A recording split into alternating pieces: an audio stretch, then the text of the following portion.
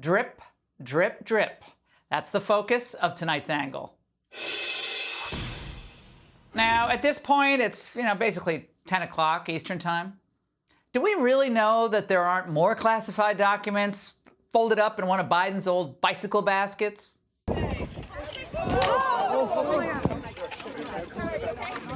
Or maybe stuffed in one of his dog's beds? I mean, anything's possible. And during a week when the Biden administration had hoped to be celebrating lower inflation numbers, it's instead having to make inconvenient announcements.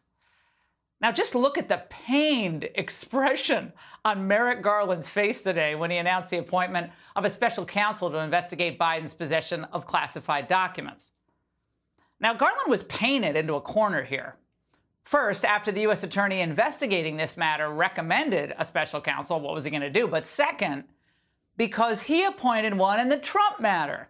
In August, the DOJ seized on Trump's storage of classified documents at Mar-a-Lago, claiming that this raised serious questions over everything from possible criminal wrongdoing to compromised intel sources to even treason. But understand this. Merrick Garland doesn't believe Biden did anything wrong, and he won't change his mind regardless of what we learn. And ditto for most of the American media. Because remember, there's no scandal here. This is Biden, after all. But if there's a scandal, it's that Biden and his administration spent the past 2 years trying to smear his predecessor, as the media ignored the long-standing corruption of Biden, Inc. Long before the Hunter Biden laptop story that they dismissed and ignored, the American press was fully aware that the Biden family had been on the take for many years. They've known that Hunter was being paid millions by foreign interests, including China, because of his daddy's position. And they still won't demand the names of the anonymous buyers of his lousy paintings to this day. And today, the only reason the press, the White House, and the DOJ are worried about Biden's docugate is because of the possible fallout politically for Biden. And because they lacerated Trump over the records issue for months and months, they have to at least pretend to be consistent and press the White House on some obvious questions. Like, why did these records even come to light 6 years after Biden left office as VP? At the podium. When the search started and why they were searching in the first place, was the president concerned that there may be classified documents? Did someone tip them off? What sparked this? Again, I'm just not going to go into details from here. I'm not going to go into specifics from here. Now, why is this? Why can't she go through a simple timeline? I'll tell you why. The White House is once again being hoisted on its own petard here. In their desperate woke desire to name the first lesbian minority to be White House press secretary, they ignored some basic facts. A White House press secretary has to be trusted to be able to think on her feet. Was the president sloppy in handling classified material? The president and his lawyers acted promptly upon discovery of this mistake. I'm going to leave it there. Why were these classified documents being stored in his garage? Look, again, and not just me, he has said this. You have heard the president say this twice already, and he's said this before. Classified documents and information, he takes that very seriously. Is she blinking out a Morse code help there? I'm not. Now, we're supposed to believe that a president who claims to know nothing about documents stored for years in unsecured locations can be believed? Documents in his own garage and in his office? That president takes the handling of classified information very seriously.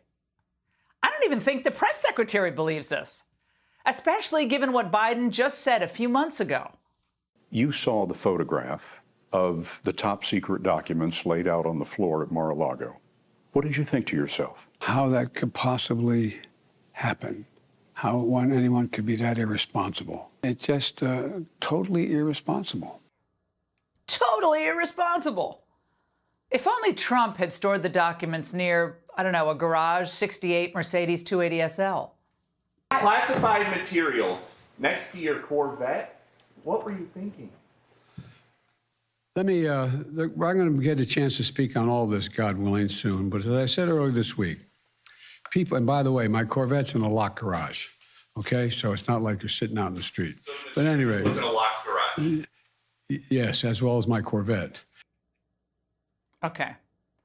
Could there be anything more insulting to our intelligence than that response? But just as our own Peter Doocy was getting somewhere with Biden, the president's media poodles jumped in for the rescue.